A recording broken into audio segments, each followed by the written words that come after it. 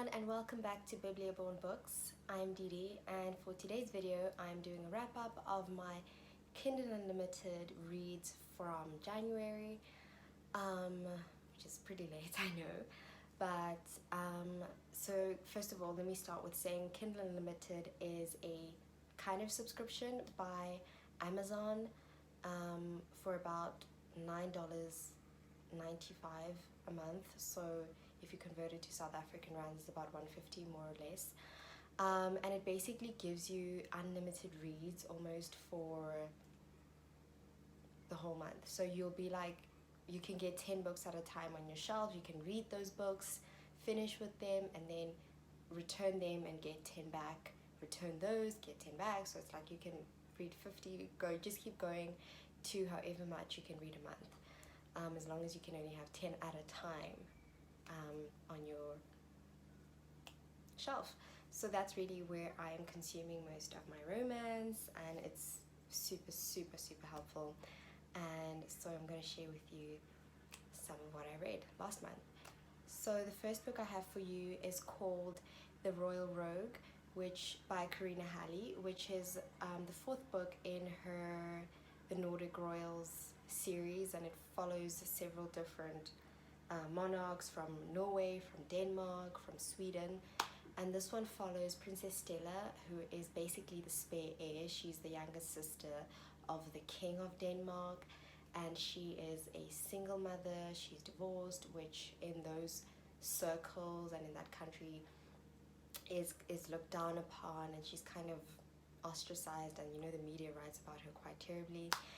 And so she's really comfortable with living in her brother's shadow. She doesn't mind.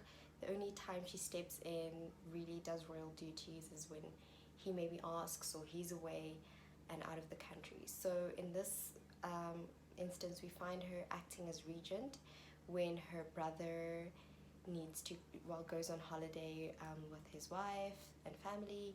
So she's acting as regent, and for a week has to entertain the royal family of Monaco. So they come in, and then enter Prince, oh my gosh, what is his name?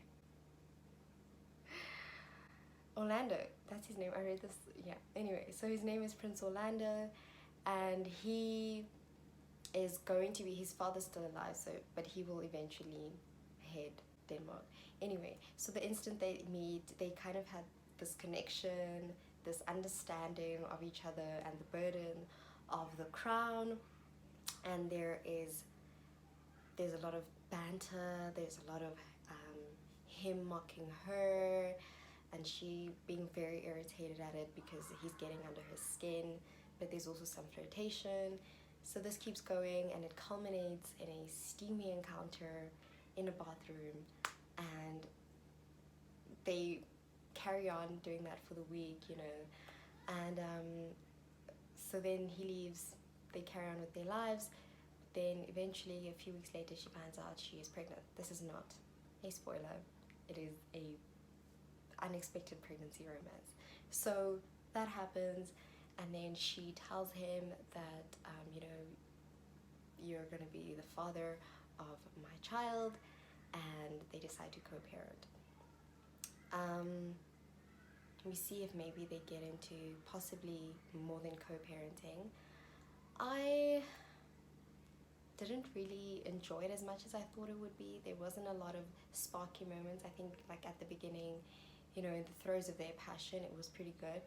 But I read A Nordic King before, which is about Princess Stella's brother, King Axel, and that was so crisp, so brilliant. I really enjoyed that.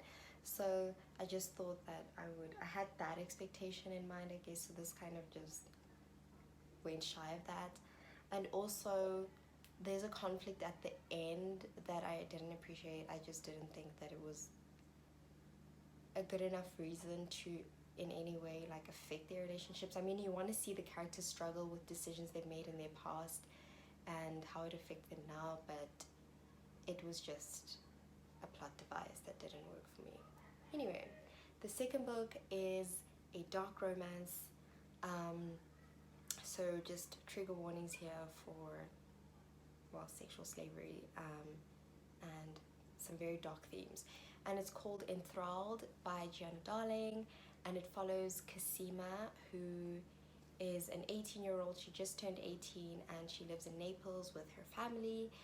Her father has always basically had gambling debts with the local mafia, and he's always just been this on and off, the mafia threatening him and his family because of his gambling debts. But eventually they just stop forgiving him and stop threatening. So he decides that he's going to deal with the situation by driving to Rome with Cosima and selling her to this British lord. And this British lord then decides to train her as his submissive. You really do see her fight him and fight the situation, and really she puts in her all, but eventually, she does break and essentially submit to him. So I would suggest, it's a really great book, but I would suggest that you read the trigger warnings on Goodreads and things like that, on maybe Amazon. Find out a little bit more about this book, because it does have quite dark themes and dark material. So before you read it, just inform yourself a little bit, and it won't necessarily give you spoilers. The third book I have for you is called Stuck Up Suit by Vi Keeland and Penelope. It was the first time I read any of these authors. They usually do collaborations. They've written quite a lot of books together. It's a writing duo I've heard a lot about, so I was really excited to get into that. I think the first thing, I really love their meet cute. It's kind of fun. I think you kind of imagine these things, but then you actually read about it and it's very cute. And how they get into each other's lives is that he leaves his phone on the subway, so she finds it and just opens it, which is where I suspended my disbelief. But anyway, because it was 2016 and he's like a banker, so how do you not have a passcode on your phone? Anyway, she opens his phone that he left on the subway, and then finds his information and goes to his office to get it back to him. He's kind of rude to her, doesn't even want to see her and say thank you. So she's all, fine, before I leave this phone, she leaves some very saucy, flirtatious pictures on his phone, and then leaves it with his assistant. So he decides, oh, okay, I'm interested. These are pretty cool pictures, and gets in touch with her. So they start flirtatiously texting each other, and then eventually they decide to meet. And yeah, I feel for me that's as exciting as the book was, except maybe for the fact that her surname was Venedita. That's like a fun surname, but I was kind of expecting more. It felt very dry, very predictable. So I went on Goodreads to actually remember the characters' names, because for me it was super forgettable, and I'm surprised that I actually rounded up to 4 stars, because it was a probably 3.5 star read, so I should have just kept it at a 3-star. But anyway, we move on to better things. Egomaniac by Vi Keeland. So obviously the first book didn't deter me from reading this book, and it follows Emery Rose, who is a couples counselor who's moved from a small town to New York, and she leases an office in a building on Park Avenue, and she gets this office at a bargain. But once she's kind of trying to get settled in and pack some things, one night some man walks in, and she's like, wait, these are my offices? And he's like, nope, these are my offices, lady. So she's been scammed, and this man, Drew Jagger, is a divorce attorney, and these are his office buildings. And he decides, you know what, I feel bad for you. It's a hard life. You can stay here, maybe help me out while my assistant is on leave. So she does that. And I really loved the banter of this book. It's a very great office romance, has rom-com vibes. He will be like mocking her and how she's so hopeful about keeping couples together, because obviously she's a couples counselor trying to keep couples together. He's helping them separate as a divorce lawyer.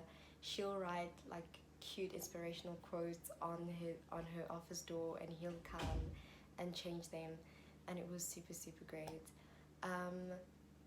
There is a conflict in their relationship which was so showing of sacrificial love, and this is a conflict I could get behind. You can understand why this would be kind of would bring tension or a rift possibly in their relationship and in their dynamics. I half listened to this book on audio and half read it, and I really enjoyed it. And what a way to get into audiobooks, you know. It was nice to have my first audiobook be a pleasant experience. The I think fifth book that I'm on, I've kind of lost count, is Come to Daddy by Brianna, Hale. It's her Love Don't Cost a Thing duet, and we follow Ciara, who is a uni student whose parents just died, and they leave her in debt. So one of her parents' creditors, people that her parents owed money to, comes and tries to extort her and tells her, you know what, your parents owed me £500,000 and now I'm going to collect it from you. And he says, so you can either pay me in cash by this date, which is like, I don't know, like a 2-week date or something, or you can come strip for me in one of my clubs. She's like, so if I strip for you, how long is that going to take me to pay off? And probably when she's about 30 plus. So she decides, screw that, I'm gonna get into sugaring and sign up on a sugar baby website. And one of the men that she eventually gets linked to or matched to is called Misha, who is actually the brother of the man who's been blackmailing her, but she doesn't know that, but he knows who she is. So anyway, they start being sugar daddy and sugar baby, and they eventually kind of go beyond just that relationship. But I really just adored it. It's an age gap romance. She's about 22 and he's 42, I think. And